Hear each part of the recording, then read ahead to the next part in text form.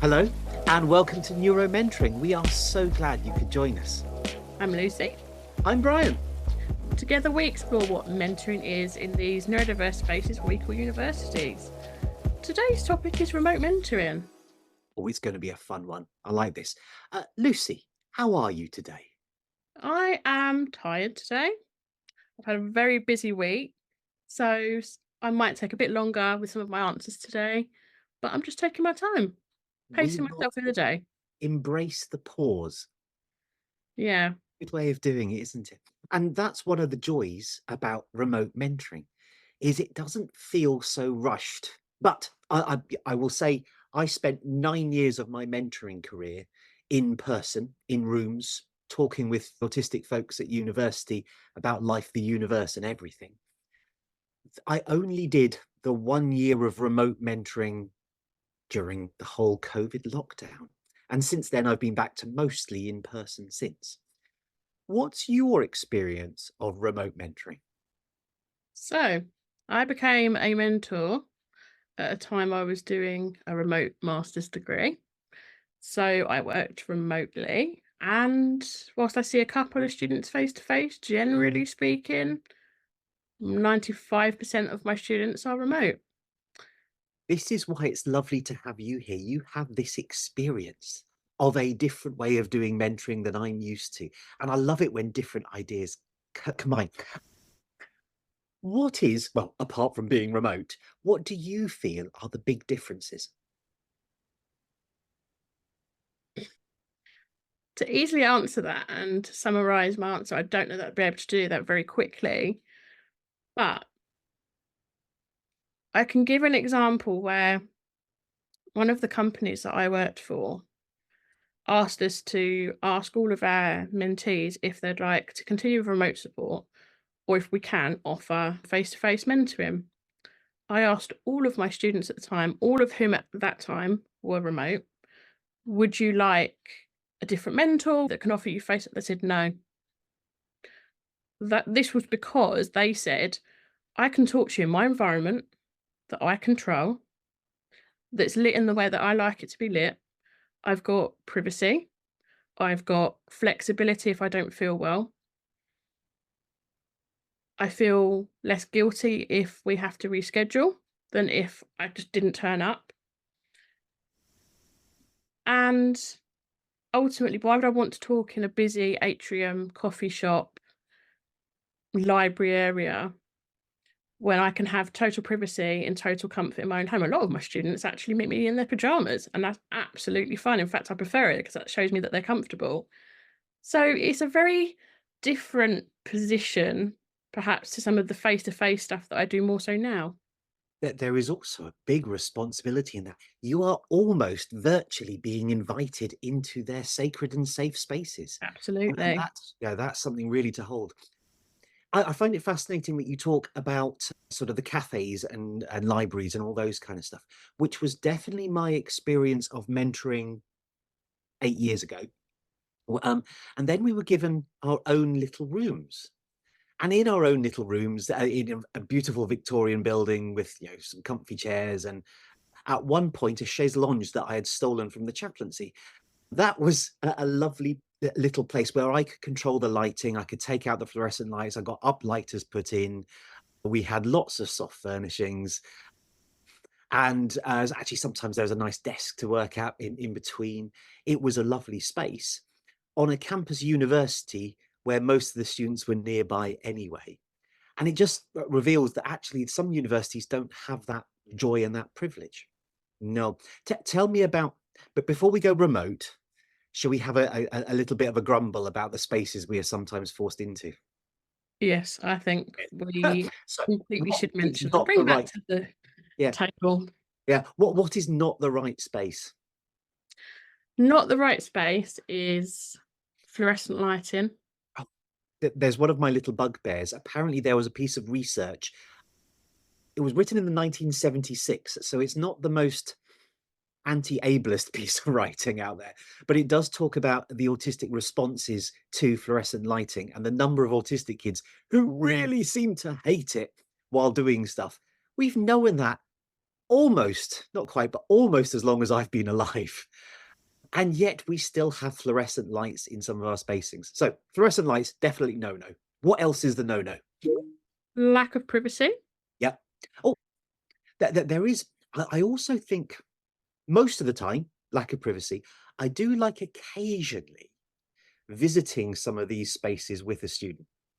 And actually, I think a bit of people watching and just seeing how weird students are as a whole and be able to sit there is a lovely thing. I think Yeah. something really nice about, so not too far away from my old office, there used to be the student bar. And actually visiting that during daylight hours, when a student wanted to play pool and having a game of pool while we talked about eternal verities was just a brilliant way of doing it. I think that's brilliant, but unfortunately, not every university has that facility, and a lot of universities are making it really hard, and they don't want external mentors, study skills tutors, non-medical helpers to come in, and they are making it particularly hard at an institutional level. And it's not just one particular university. There are several dotted over the country that are really quite anti external support coming in. And I think that makes it hard. But that's not necessarily about the student. But I think, like you said, like there's a joy in perhaps the non-conventional mentee, mentor sat across the table. And I absolutely think, and I do that myself. First of all, loads of students have different preferences. Some students may have had support of a similar kind, so will have a rough idea of how they'd like it to be. Other students, this is the first time they've ever had this kind of support. They don't really know what it is they want or what it is that they need. And that's your responsibility as a mentor, is to help guide them and empower them to make those informed decisions and enable them to access their education. So I don't think there's a right or a wrong way. Like, I'm not saying remote mentoring is the best way. There's pros and cons to both, but I feel like you've got to work with what the student wants, and some students might not be bothered by fluorescent lighting. I would argue the majority do and don't like it. And there There's is a lots of different burden. things. There is a burden about, there is a stigma attached to being seen talking to somebody who is maybe slightly older, and we're supposed to be wiser. Sometimes it's a good thing to be seen talking to a wise head in a university. We kind of like sharing knowledge. There are those different things to find the right way forward, and remote mentoring is definitely part of this package. So I did some research in this. My research was during the COVID itself. One of the lovely phrases that came up about remote mentoring was about creating room for both others and otherness. I like that. Like, I sit with that philosophy. It is about creating these space where we can talk, as we, for those of you who just are imagining us in a recording booth together. Actually, myself and Lucy are geographically miles apart, and we meet via Zoom. We do mentoring talk. Oh, this is getting a bit meta. Mentoring talk remotely about remote mentoring. Yeah. But we create a room between us for the discussion of other ideas, of meeting an other. And in that, we meet our own otherness, the bit that in ourselves divides us from other people. And we talk about mentoring in a way that we do mentoring. That was probably unnecessarily philosophical, Lucy. But we're in our environments. We are somewhere where we can find our places comfortable. There's Um, no there's no delays with trains, buses, taxis, traffic jams. It's flexible. uh, Not got a well. lovely quote from one of the mentors here.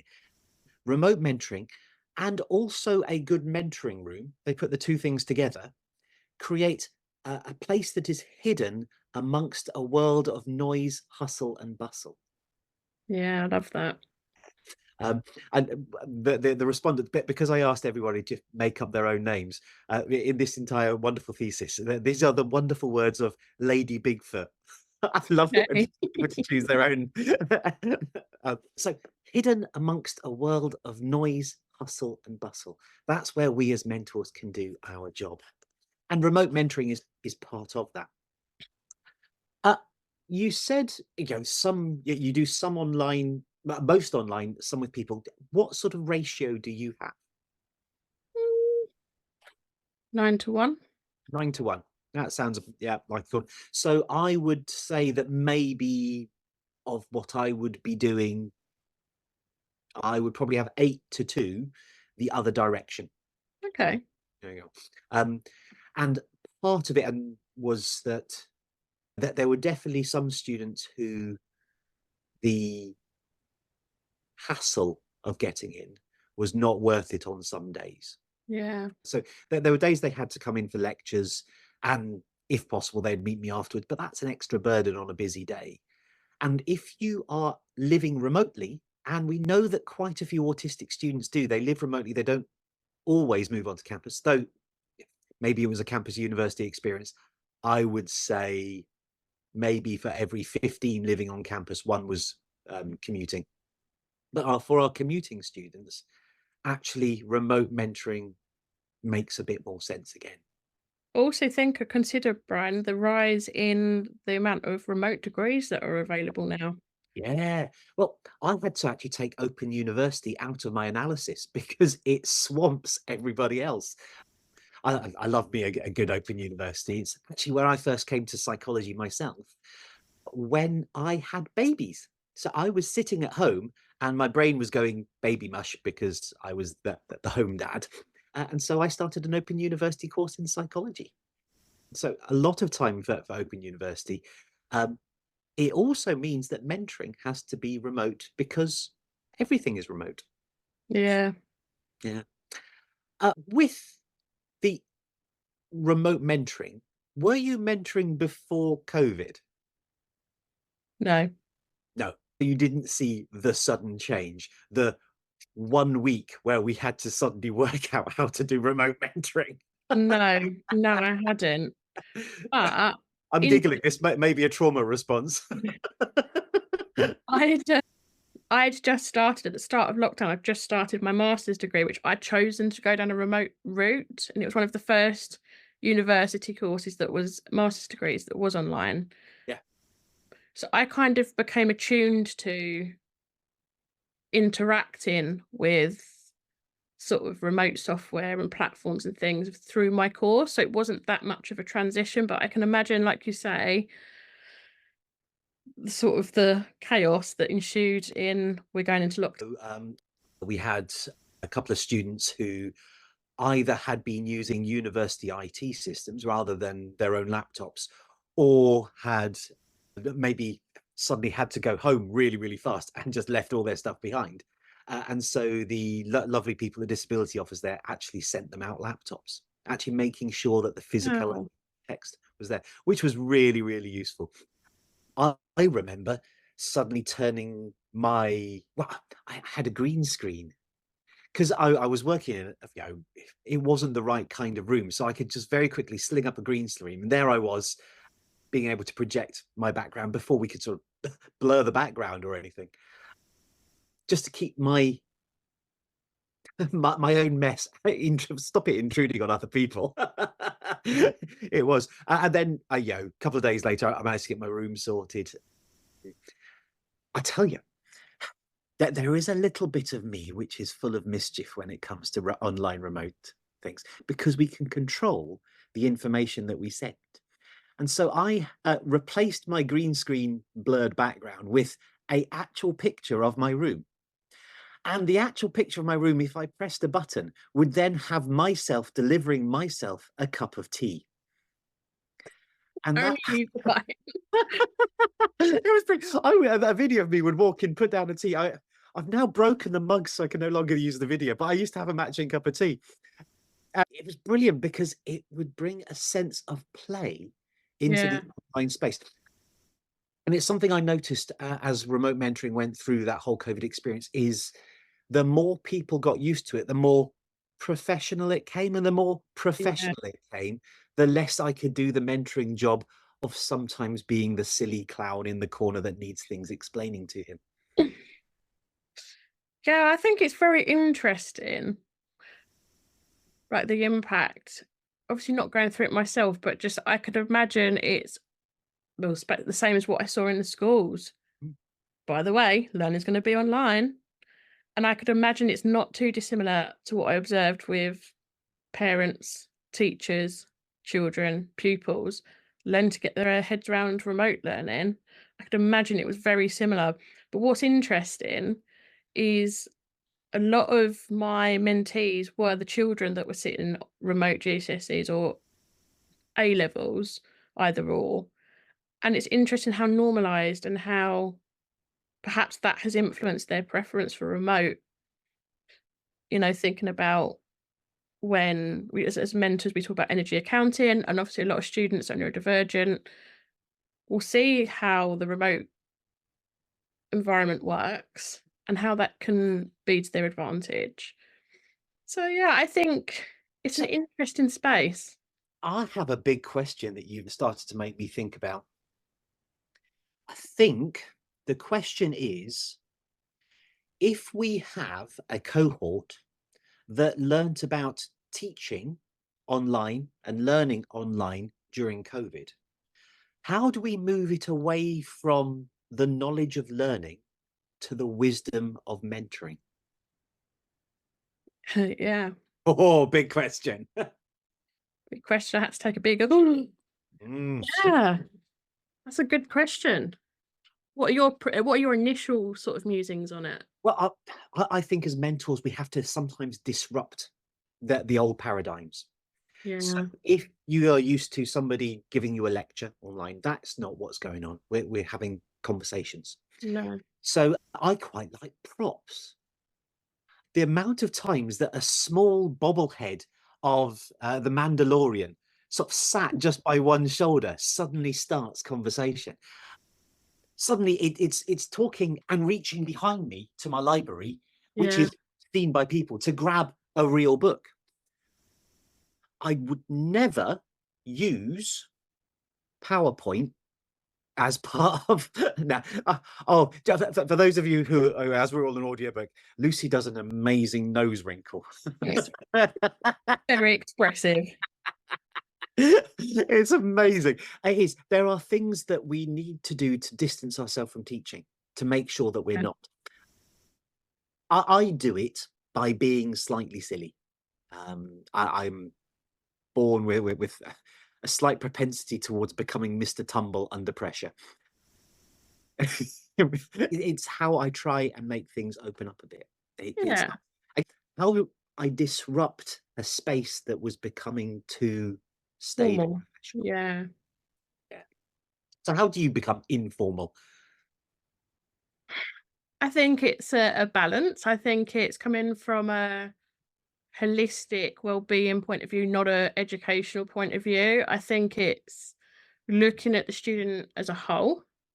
And I think it's about building rapport, building trust. It's also about boundaries. We have definitely recorded previously, we've mentioned the importance of boundaries, but sometimes my pug snoring Yeah. interrupts the session. Sometimes they want to meet my dog. Well, I will say even further than that. If suddenly heard that there's a dog, is the dog around? Is the pug around? If so, No. you must give tribute. You must hold it to the camera. Oh, she's held up like Simba. Oh, fantastic. And that's one of the joys I found during the COVID remote mentoring was meeting the students' pets. Yeah. And I think sometimes at universities, because if you live on campus, you can't have a pet. I think we're missing part of the dynamic there. And actually, remote mentoring, one of the benefits of it is pet time. And it takes us away from that more staid teaching approach. Yeah. It allows us to do to just hold full Simba with a small bit. But another thing, Brian, is the Oh, power of not being on camera. yeah, I'm indeed. convinced there are certain students that I've got that would not engage with the mentoring process if they were forced to do it face to face or forced to be on camera. It is that sensitivity towards being judged, Yes. which can be helpful, but most of the time is a real right royal pain in the what's it. Yeah. I've Yeah. had students that I've had from the very start, and I've seen how their journey has grown. But I've done that without having the need of eye contact. I mean, I'm not somebody who would force eye contact anyway, somebody who struggles with eye contact.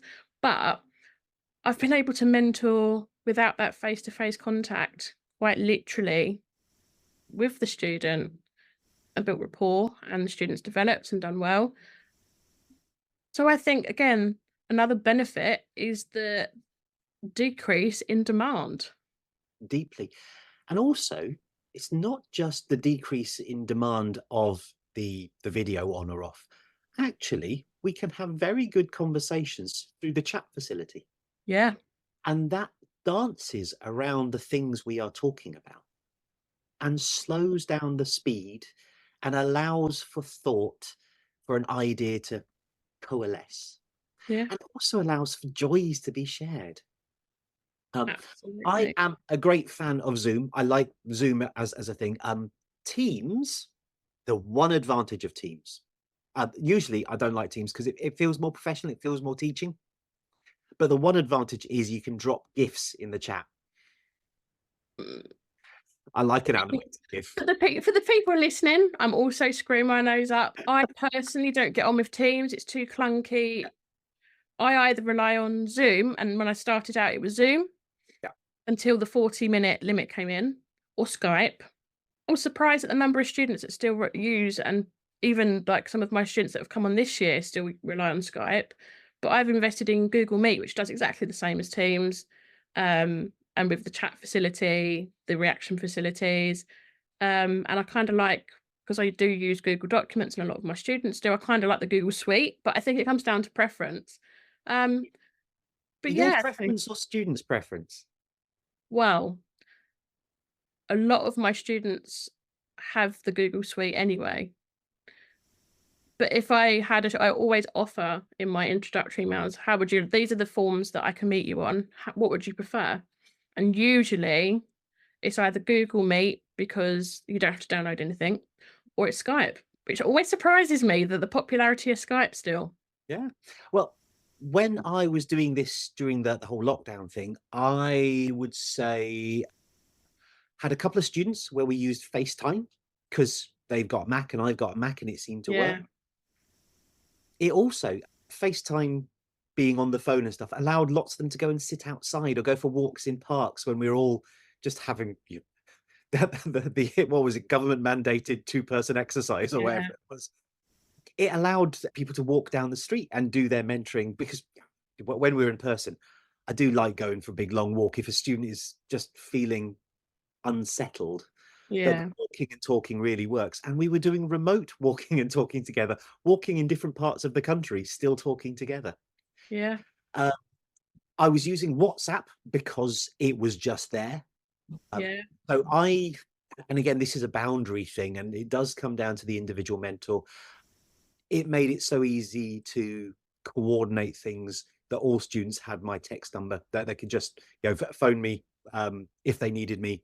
They could send me a text because it was part of their everyday suite of communications.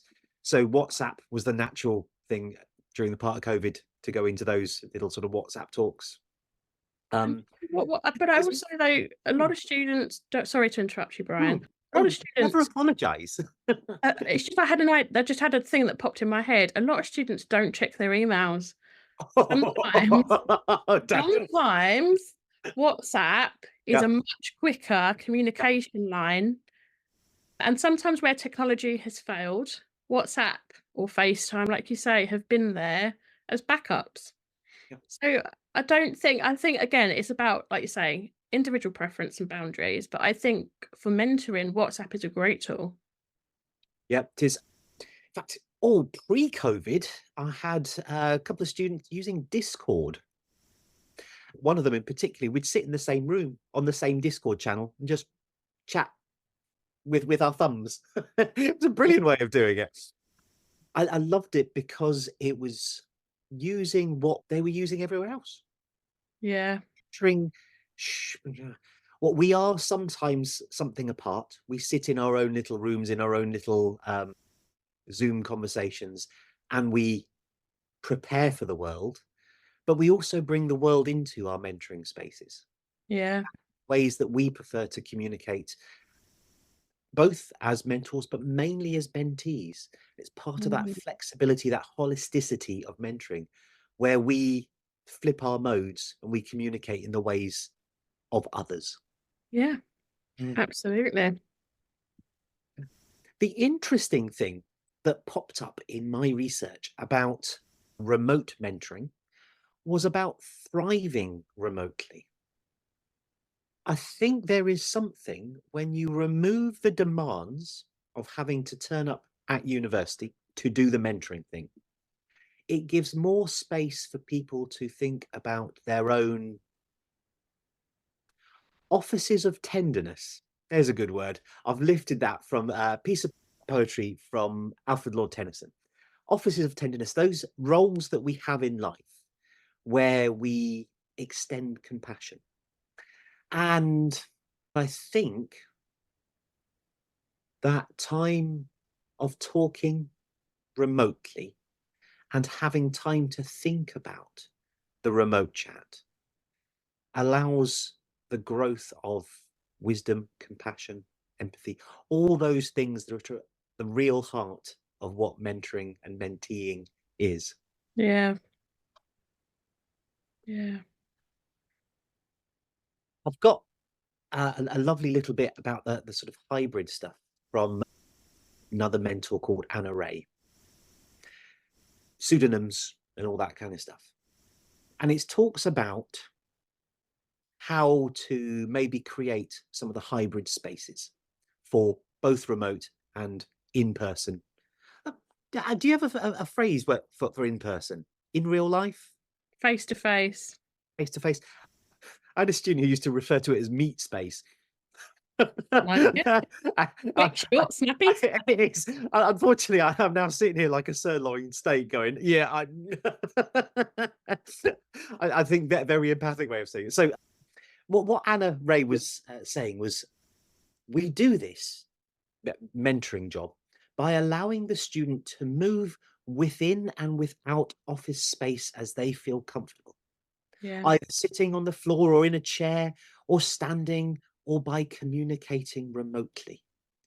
In this, we encourage them to express themselves without judgment, to be late, early, stimming, still, loud, mute, manic, withdrawn, and then to be okay. We listen, assist, support, and encourage real people in real places with real difficulties and challenges that are not being addressed within the body of the university. If through this, we try to encourage and develop a voice for change. wow. There. If I could get that as a really long tattoo, I would. That's a really good one. It's No, I about really like space. that. Yeah, Yeah, and about how we culture these spaces, whether it's remotely, whether it's in person. This need for, as a student once put it in the research, the need for a mixed economy. mm, Yeah, to be able to do those things as we choose. So, Lucy, as someone who is predominantly a remote mentor, yeah. how do you look after yourself in your own space? Um, I think it's a delicate balance between acknowledging your own needs and acknowledging and embracing the mentor and the mentee's needs and coming to some kind of agreement. And that historically has always worked with students. And what's key to it and that balancing process is communication. Deeply, deeply, make Um, that relationship work. Part of that relationship sits in the person of Lucy. How do you create your space to work remotely? What's your office like? What's your routines? What's your rituals before you sit down at your screen? so, on my ideal week, I will walk the dog before I start work, get the oxygen flowing, get my brain working. I'll go and make myself a big, hideously big bottle cup flask of water, a cup of tea. I like to start my workday with a cup of tea. I always sit down before the session, send out my reminders for the next day. I'm quite actually, when I think about it, I'm quite ritualistic with this. And then I will send off the reminders and the links for the next session for the next day, reply to any emails that are outstanding, and then I start my work day. and I have things around me that I enjoy. So I have my Lego, I have things that I've made. I've got all my I'm into a lot of paper crafts. I've got things at sort of at arm's reach, lots of stationery, lots too much surplus stationery, but who when there's enough stationery, enough. Um, I'm somebody who likes organized chaos. So this is my ADHD presentation. I like having things in rainbow order. So my notebooks will be in the colour order of the rainbow. But I like things to have systems, and I like things to have a place. And certain times I have to quite often behind me are two bookshelves. I will reorganize the cubes because I want it to look different. But generally speaking, I like a calm environment, and I can't really cope for more than 3 days of chaos before I have to go, "Nope, let's get things." As my mentor said to me, "Lucy, you're somebody who likes to have ducks in a row." Absolutely, that is me to a T. And for me to feel like I can turn up for the students, they're some of the non-negotiables. And actually, most recently, I've realised the importance of actually that walk before. So the transition between breakfast, getting dressed, starting work, I need that walk to listen to music sometimes. Sometimes I don't take music. Sometimes I'll just look at the way the trees move, because I walk around, usually take the same walk with the dog around the lake because it takes a certain amount of time and I've got enough time to then come and get ready for work. Sometimes I listen to a podcast. Sometimes I'll take a slower pace. But actually for me, it's quite important that I have that routine before I start work so that I'm prepared if plans change. That's something I've had to get my head round, that sometimes with the remote mentoring world, sometimes, you know, your schedule will change. Most of my students are regular bookers and will have the same session. So I get kind of into a routine, but naturally people get sick, people get tired, people are burnt out. And I never had an issue with those things happening, but it was the interruption to my routine that I had an issue with. I'd sort of like, I'd have the freeze response. Well, this hour was allocated for this task, this student. What am I going to do now? And I've kind of developed a much more tolerant, flexible. I have almost like a list of things that I could do if I wanted to, if the plans change, but they're kind of the non negotiables for me. I love this whole idea of the ritualization of flexibility. Yeah. You Organized create chaos. you organize the chaos, it is, and you have these things that you have to do to start. And then when there is a change, when there's an interruption, you have a list, and it's the and, if, or when approach to Yeah. diary. Amazing the stuff that yet you are doing also what you preach. Which is just One of amazing. one of the few occasions, let's have it right here, Brian. One of the few occasions I was taught well. Yes, indeed. You were mentored well. I was mentored Yeah. very well. So yeah, you've got the rituals for the things that change. If you were to give advice to a student who, you know, they're coming up to September, October, they're going to be meeting a mentor online, what kind of rituals and routines would you suggest for a student coming to meet you? Well, I have one or two approaches. So in my own business, in the summer months, I do a meet and greet session. And usually, and especially for first years, that involves meeting a parent or carer too, because I am someone new. But I do that so it's not another new person to me, another process to get familiar with in September when everything else is brand new. Then I'm talking very specifically about upcoming first years. So school, sixth form, college leavers.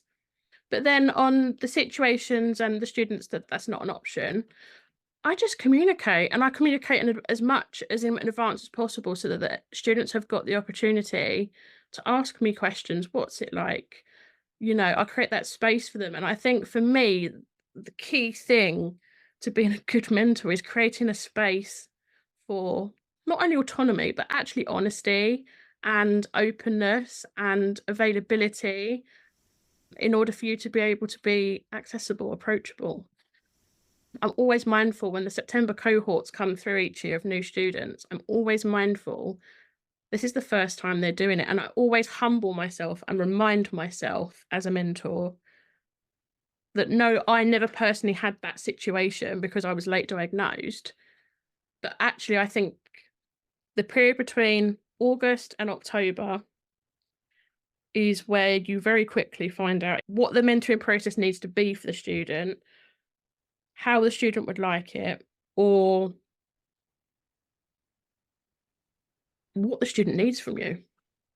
In fact, it opens up something that we will have a big, long chat about together at some point, is parents and their role in it all. Yeah, Uh, definitely. and actually, it slightly impinges upon the remote mentoring. Now, I didn't not done as much remote mentoring as you have, but I do remember some occasions where a student needed to go and take their phone on a walk to do mentoring because they didn't feel that they could do it where parents might hear.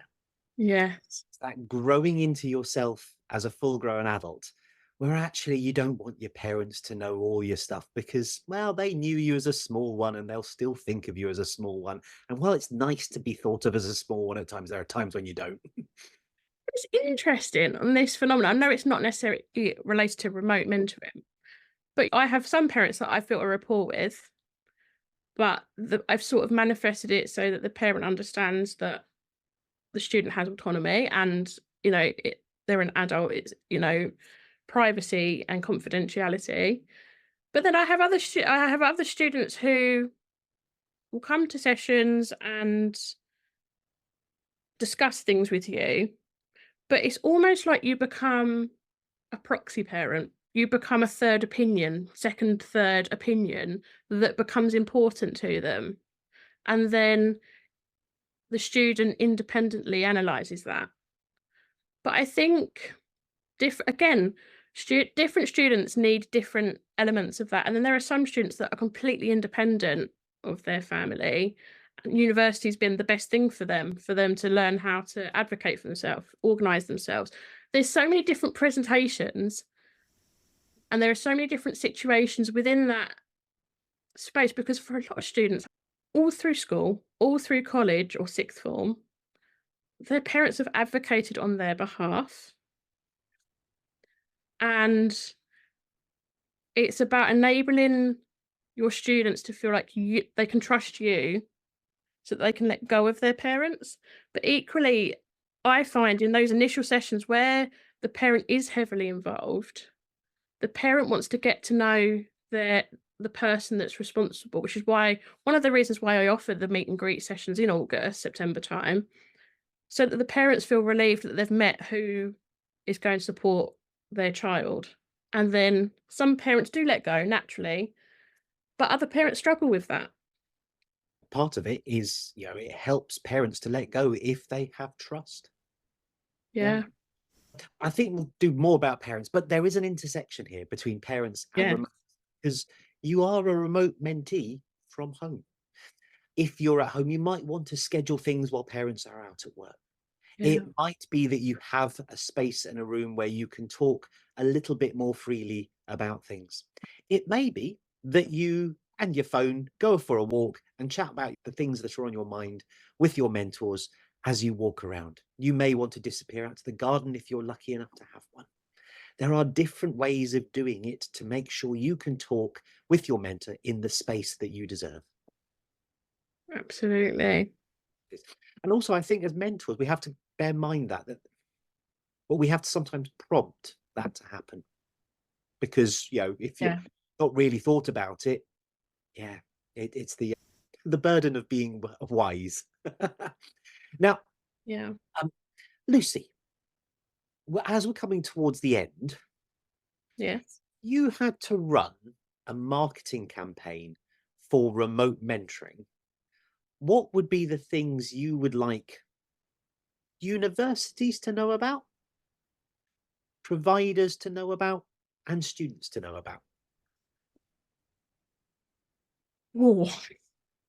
Now, my initial reaction, my knee-jerk reaction is that mentoring in a remote capacity is not fixed. There is no aside from safeguarding and that kind of concept, there's no right or wrong way to be a mentor. There's guidelines. Yeah. Qualifications help. Lived experiences help. But mentoring remotely as a product compared to mentoring face to face, I think your situation is very unique in that you have the facilities, the accessibility of things in nearby.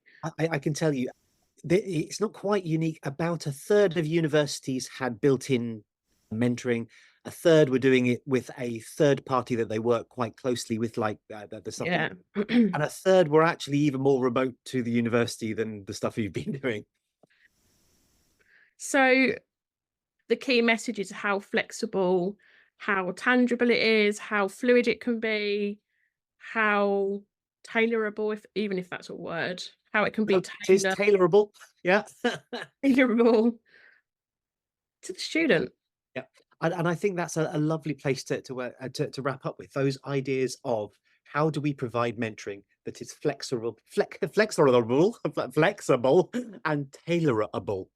How do Yeah. we make sure that it's the student that stands at the heart of our mentoring provision, and how do we do it incredibly well? Thank you, Lucy.